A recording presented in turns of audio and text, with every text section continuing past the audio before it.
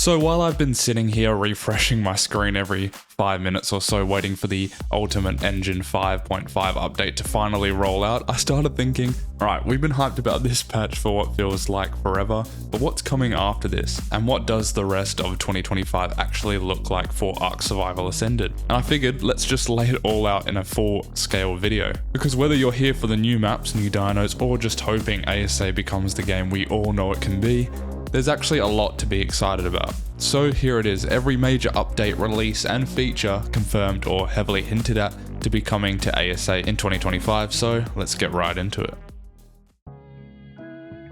So let's begin with what's probably either just launched or is about to launch, depending on when this video does go up, of course. But the Unreal Engine 5.5 upgrade is a complete rework under the hood of ARK Survival Ascended. It's expected to fix a ton of the performance issues, think smoother rendering, faster load times, better stability, and way less stuttering when you load into dense areas or massive bases. At least that's what they have promised. And yes, it also brings modular installs, so you can finally uninstall the maps you're not using, which by the end of this game's life cycle could save you hundreds of gigabytes on your drive. So yeah, very happy that that feature is finally getting implemented.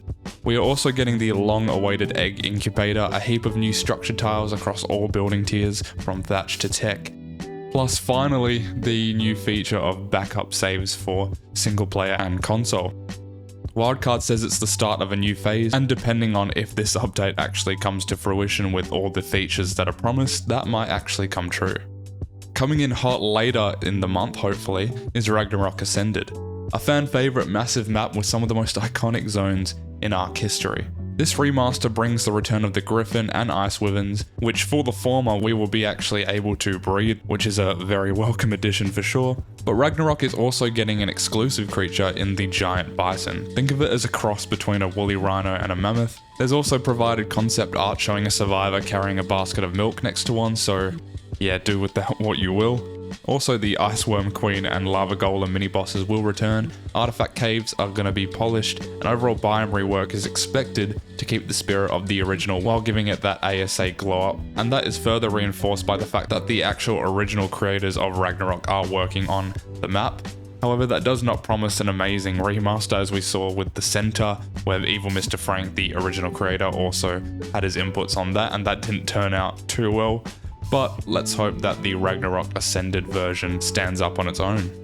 Also, as I alluded to earlier, this could already be out already or delayed till next year, we'll see. But we're also getting a major content update supposedly for today for Astraeos, the newer community-made map that's been steadily gaining traction despite some initial worries about the price tag and the unfinished nature of it. But this update adds an entire new island, Lemnokus, featuring snowy redwoods, warm valleys, glacial caves, and even oceanic expansions like the Maelstrom, which looks absolutely incredible. It's also bringing in ASA's first duo mini-bosses, which I will put on screen now, because to save some embarrassment I'm not going to try and pronounce them, but these things look absolutely crazy. Also expect more Extinction DLC creatures to make an appearance, such as the Snow Owl, which will make traversing such a massive map much easier. This, in conjunction with the Ultimate Engine 5.5 update, makes this month very promising, that is, of course, if all these promises are met. Another map making its ASA return in 2025 is Valguero. Currently slated for an August drop, it's a massive 63km² map with unique biomes like the White Cliffs and the Aberration Trench. Valguero is also where the Deinonychus makes its comeback, a fast feathered predator that's been a PvP favourite since its debut. High damage per second, insane mobility, and honestly one of the best climbing dinos out there. And yeah, just as a whole, a terrific creature that the fans have definitely missed in this remaster. This map also brings back the amazing Broodmother mini-boss and the crazy cave that it, of course, guards. There's also speculation we could see Rock Drake nests reintroduced here, and if that happens, expect Valguero to dominate servers all over again. Coming alongside Valguero though is the Megaraptor, a community voted creature. Abilities are still under wraps, we're not too sure what Wildcard have up their sleeves, but early concepts suggest a heavy combat role with some kind of unique intimidation mechanic, but once again we'll see.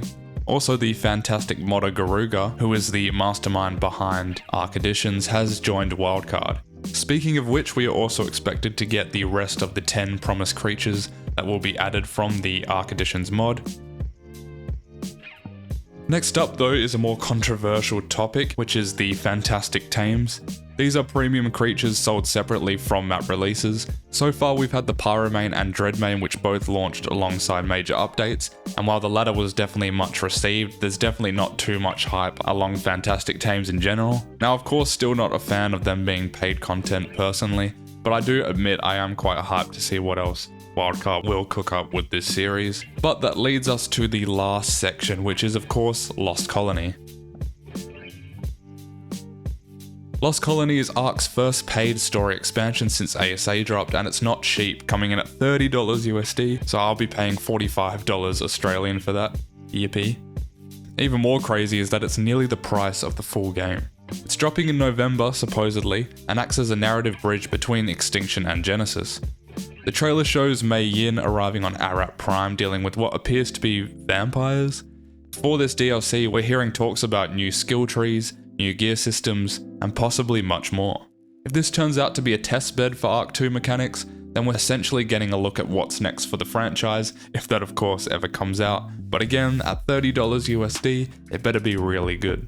So what else is coming? Well, outside of the big 2025 drops, here's what we know is coming in 2026, well at least what is planned to be coming in 2026, where we have Genesis Part 1, apparently that will be dropping in April, Genesis Part 2 in August, Ragnarok Ascended in December, and Crystal Isles and Lost Island are left without dates, but we will be expecting them in 2027. Each map will launch with a new community voted creature, so even post 2025 there's a ton more coming. So guys, 2025 is shaping up to be one of the most craziest years in ARK's history. Massive map updates, incredible creature additions, big name modders joining the team, and finally some, hopefully, stability in ASA's foundation. Whether you're here for the breeding lines, the boss fights, or just to build cool bases with dinos as pets, there's something coming for everyone. So let me know down below guys, what are you guys most hyped for? Lemnocus, Bison, breedable Griffins, or are you still just waiting for your FPS to stop dropping when you open your inventory, like many of us are? If you did find this breakdown helpful though, or just enjoy ARK content in general, drop a like, subscribe to the channel, and I'll see you guys when the next update lands, which hopefully should be in a few hours as I'm recording this. But until then, stay safe guys, and have a good one.